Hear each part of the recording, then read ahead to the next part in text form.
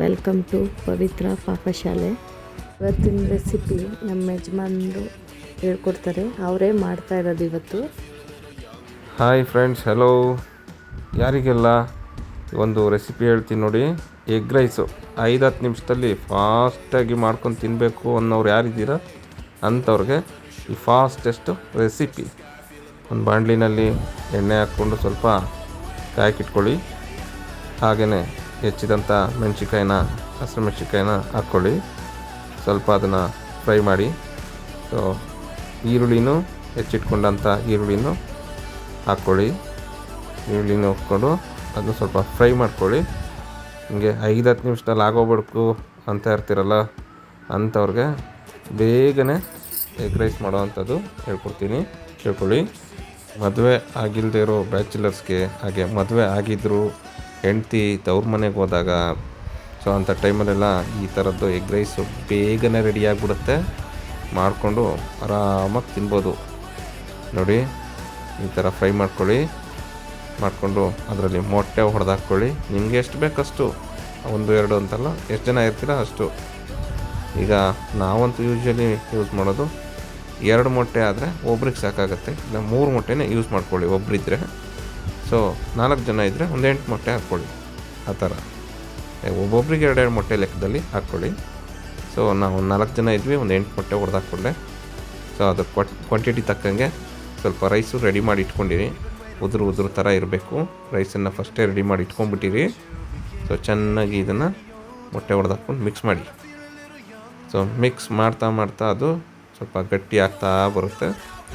So ಗಟ್ಟಿ ಆದಮೇಲೆ ನೀವು ಏನು ಮಾಡಬೇಕು, ಅದಕ್ಕೆ ಏನೇನು ಆ್ಯಡ್ ಮಾಡಬೇಕು ಅಂತ ಹೇಳ್ತೀನಿ, ಅಷ್ಟನ್ನು ನೋಡ್ಕೊಳ್ಳಿ ಕರೆಕ್ಟಾಗಿ.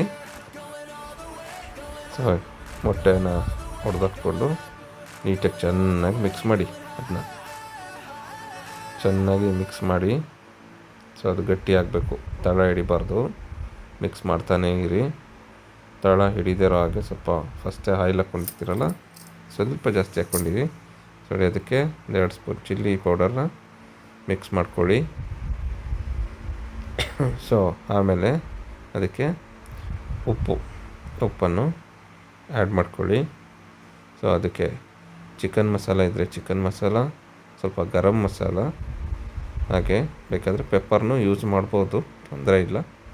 ಜಾಸ್ತಿ ಏನು ಮಸಾಲ ಐಟಮ್ಗಳನ್ನೆಲ್ಲ ಯೂಸ್ ಮಾಡೋ ಅಂಥ ಅವಶ್ಯಕತೆ ಇಲ್ಲ. ಸೊ ನೋಡಿ, ಗರಂ ಮಸಾಲ. ಸೊ ಇಷ್ಟು ಹಾಕ್ಕೊಂಡು ನೀವು ಅದನ್ನು ಚೆನ್ನಾಗಿ ಮಿಕ್ಸ್ ಮಾಡಿ. ಸೊ ಉದುರು ಥರ ಬರಬೇಕದು, ಪಲ್ಯ ಟೈಪಲ್ಲಿ. ಸೊ ಮೊಟ್ಟೆ ಪಲ್ಯ ಗೊತ್ತಲ್ಲ ನಿಮಗೆಲ್ಲ. ಸೊ ಆ ಥರ ಫಸ್ಟ್ ಈ ಥರ ರೆಡಿ ಮಾಡ್ಕೊಳ್ಳಿ. ಇವಾಗ ನಿಮಗೆ ಸ್ವಲ್ಪ ಟೇಸ್ಟ್ ಮಾಡಿ ನೋಡಿ, ಏಕೆಂದರೆ ಉಪ್ಪು ಏನಾದರೂ ಕಮ್ಮಿ ಇದ್ದರೆ ಇವಾಗಲೇ ಆ್ಯಡ್ ಮಾಡ್ಕೊಬೋದು ಬೇಕಾದರೆ. ಸೊ ಸರಿ ಇತ್ತು ಅಂದರೆ ಏನು ಓಕೆ, ತೊಂದರೆ ಇಲ್ಲ.